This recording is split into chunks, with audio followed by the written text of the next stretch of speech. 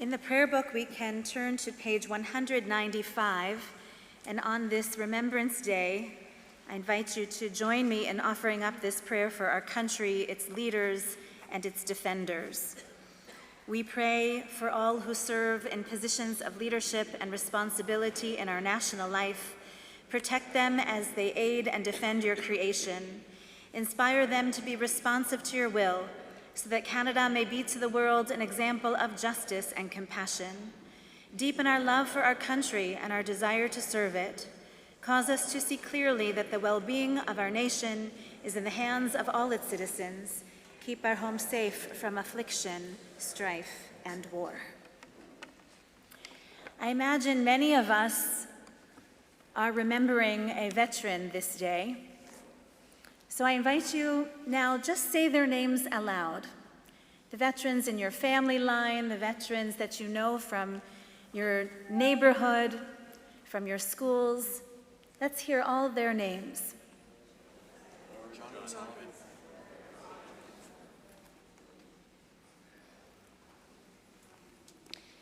For those who are still living, we ask that God will watch over and protect them and give them long life. For those who are no longer living, we ask that God will watch over and protect their souls for all eternity. And may their memories be for a blessing.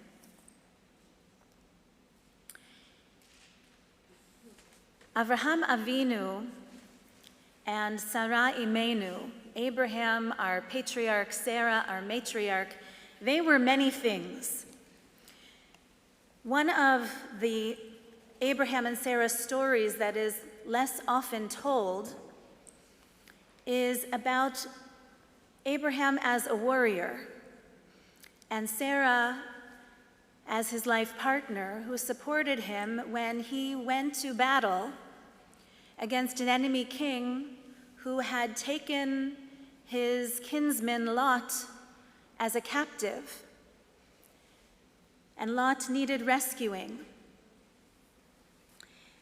This Shabbat, we conclude the series of stories of Abraham and Sarah, and among their traits, one that should be remembered is their courage, and another is their faith. God said to Abraham, Al tira, do not be afraid. Anochi magen lach, I will be a shield for you. And so one of the new names for God, according to the rabbis, is Magen Avraham, shield of Abraham. And among these stories of Sarah and Abraham is also when Sarah was consumed with her absent children. Where were they and why weren't they coming? And she prays her heart out that she will have a child. And our Torah says, V'pakad Adonai et Sarah, that God attends to Sarah's needs. And so another new name for God was born, Poked Sarah, the one who attends to Sarah, tends to her prayers. I'd like to share with you today additional stories, true stories of faith and courage, each one marked by a different emblem, a different symbol. The veteran that I remember most of all on Remembrance Day is my own grandfather, Ernst Lorge, Alav Hashalom. He grew up in Mainz, Germany, and his high school graduation present after being the valedictorian of his class, his parents gifted him a one-way ticket on the Queen Mary to America, where he would study to become a rabbi. As soon as he earned his American citizenship and his rabbinic degree, he married my grandmother and shipped out back to Germany, this time wearing the uniform of a U.S. Army chaplain. Now, my grandfather never spoke of the horrors that he witnessed when he and his unit helped to liberate Buchenwald concentration camp, but he did often tell stories of courage and faith, heroism and friendship, and this is just one of them. One day, my grandfather and a Christian chaplain took a jeep from the U.S. Army base and went on some errand. But they got lost, and it was getting dark, and they believed that they had crossed unknowingly into enemy territory. Now, the Jewish chaplains wore the symbols of the Ten Commandments on their lapels, and the Christian chaplains wore crosses on theirs. When my grandfather and the minister began to fear that they might be captured by Nazis patrolling the roads, the Christian minister gave my grandfather an extra set of crosses for him to pin onto his own uniform. Now, this story ends well. They did find their way back to base, and they were unharmed. My grandfather, Chaplain Lorge, told us that he never put the pins of the crosses on his lapels, but he did hold them tightly in his hand that night, just in case he might need them. And he never forgot the friendship of that Christian chaplain. The courage of my grandfather, the young rabbi then, who returned to the land that spit him out, and the courage of my grandfather, who devoted himself to liberate his people from the clutches of unspeakable horrors and hatred. This I remember on this Remembrance Day. And the faith of my grandfather, who never removed the tablets of the law from his own chest, because while they may have put him at risk, he knew that taking them off would put him at another kind of risk. By wearing them, he would be provided with another kind of protection, an even more powerful kind of protection. And today I recall the courage of that minister chaplain who had the forethought to take an extra set of cross pins while going out on a mission with his friend, the rabbi. And today I honor his faith as well, that minister who wore his own symbol of love for humanity, his own emblem of peace, that religious symbol that gave him the moral clarity to put himself in harm's way in order to save humanity from itself.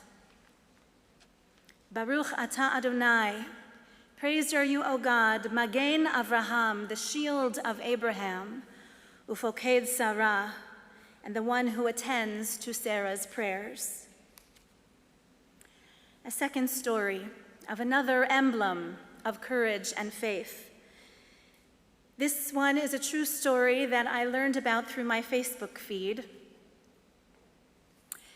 One of the Israeli soldiers who was tasked with going into the kibbutzim to find anyone who might be in hiding there tells the story that as he would enter the houses of the terrified Jews who lived on that border with Gaza, and they were hiding in closets and under beds, he shouted out to them for fear that there might be a terrorist there. He wanted to identify himself, and he wanted them to identify themselves. So what did he do? He shouted out, Shema Yisrael, Adonai Eloheinu, Adonai Echad. And he would hear in whispers responding to him, Shema Yisrael, Adonai Eloheinu, Adonai Echad. And he would instruct his brothers and sisters to come out of hiding because he was there to rescue them, and it was safe. When interviewed about this story, the soldier was asked, how did you know to do that? What made you do that? And he said, I remembered a story I once heard about the former chief rabbi of Israel, Rabbi Dr. Yitzhak Herzog, the grandfather of our current president of Israel, who carries his same name. The first Rabbi Herzog rescued more than 500 Jewish children in the immediate aftermath of the Shoah. During the war, many Jewish parents made the impossible choice to entrust their children to monasteries for protection. And after the war, in so many cases, the parents had perished, and there was no one to claim those children. So Rabbi Herzog took it upon himself to go from monastery to monastery, from nunnery to reclaim the Jewish children. In many cases, the bishops and the head nuns and even the Pope himself denied that there were Jewish children in their care. And so in order to prove that there were, Rabbi Herzog walked through the orphanages and he sang out, Shema Yisrael Adonai Eloheinu, Adonai Echad. And all too often, he would notice that a few little hands would be raised to cover their own eyes because these Jewish children instinctively remembered how their mothers and fathers had taught them the bedtime Shema for protection at night. And they never forgot those words. And then Rabbi Herzog would declare, you see, these are Jewish children, and I am taking them with me now. Today, I recall the courage of that rabbi to march into those houses of God and insist, Am Yisrael Chai, to demand that the Jewish people will live on. And today, just on the heels of Kristallnacht, the 85th anniversary of that night of shattered glass, we recall the courage of those parents to save their children when they could not save themselves. And we recall the courage of those children and the faith of those children for remembering Shema Yisrael, for remembering who they are, for remembering where they come from, for remembering to whom they belong.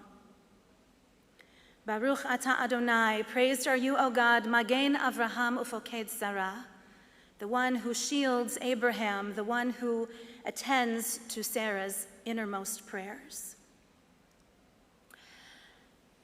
The next story of an emblem of courage and faith comes from Avraham Edelstein of London, England.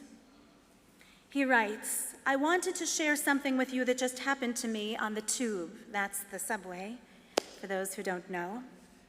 On October 7th, since October 7th, I have been wearing an extra large Magen David, Shield of David, that star that was in some eras used against us, but in the aftermath of the Shoah, it became a symbol of pride, Jewish pride.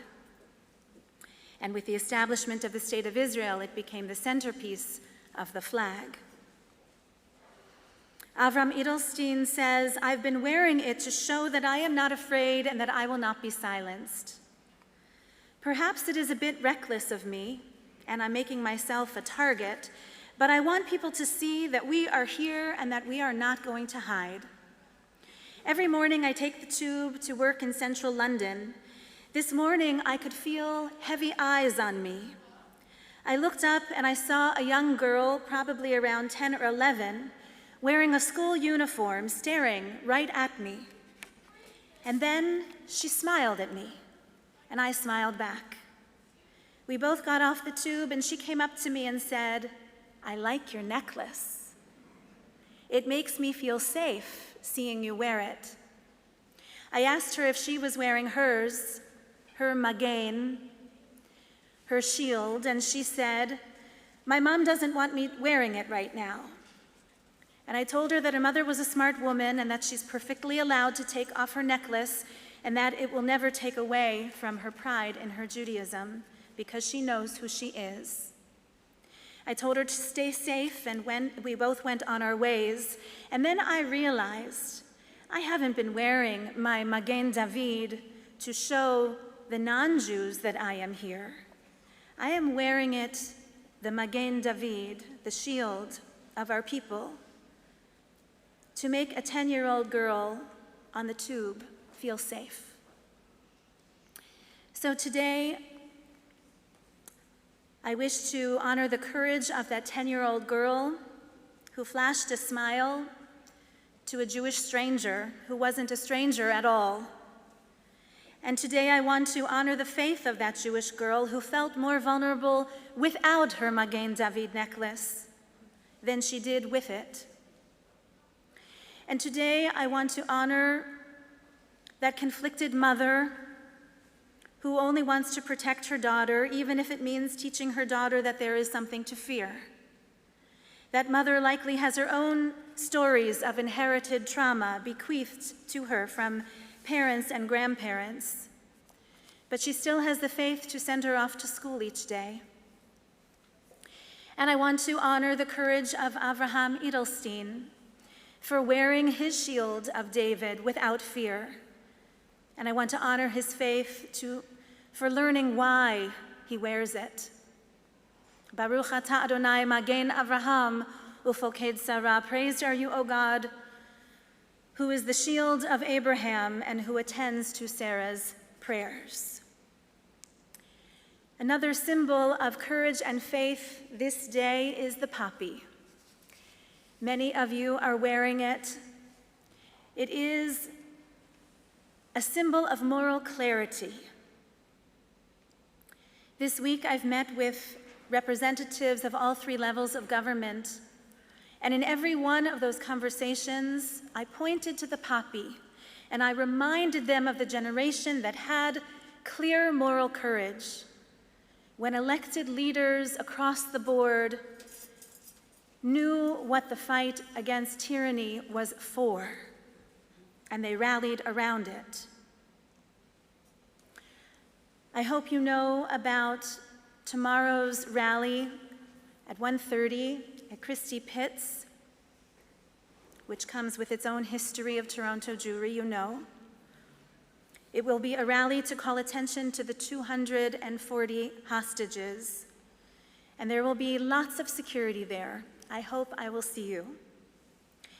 And Tuesday, there is a major rally planned in Washington, D.C. with a threefold message to thank President Biden and Secretary of State Blinken for their leadership, to demand an immediate return of the hostages, and to stand up against the swift and widespread wave of anti-Semitism in North America and throughout the diaspora. I hope all Canadians of all stripes will take courage from this magen, from this little poppy shield. Let us take from it a measure of the courage of the soldiers from eras gone by. Let us find our way to a measure of their faith so that our descendants will say of us too that we were brave in the face of danger, that we too were faithful when others wished to break our spirits. Baruch atah Adonai Magen Avraham ufoked Sarah. Praised are you, O God, who shields Abraham and who attends to Sarah's prayers. And finally, one more symbol, one more magen, and that is a little blue ribbon. If you don't have one yet, you can pick one up in the atrium after our service. This little blue ribbon stands for so much. For the silent ones, we will speak for them, we will pray for them, we will gather for them, we will rally for them. On this day, I wish to honor the courage of the hostages who were stolen from their families and are living now 35 days underground with the faith that we are coming for them, that we are coming for their rescue. And today I honor the courage of their families who somehow muster the strength to get out of bed each day and to keep the faith that they are still alive. I wish to honor that faith today as well. Today we recall the courage of the soldiers of the IDF who, as we speak, are facing grave dangers in Gaza in order to disempower Hamas, which is a threat to Israel, which is a threat to Gazans, which is a threat to Palestinian hopes for statehood. May God guard and protect them as they guard and protect us. So, good people, I look forward to the day when we can return to small talk about the weather and vacation destinations, I believe with a perfect faith that those days will come around again, and I pray that they are not far off. But right now, right here and right now, every one of us is being called to tap into resources of strength that we never even knew we had. Young and old, right and left, Jew and non-Jew, let us draw strength from one another. Let us teach one another and model for one another how to replace fear with faith, how to be a magain for one another, a shield for one another. May we find faith, may we find our way to the courage that will see us through, and let us tap into the faith and the courage of our ancestors so that we too can say with confidence, Am Yisrael Chai, the Jewish people lives in me. Amen.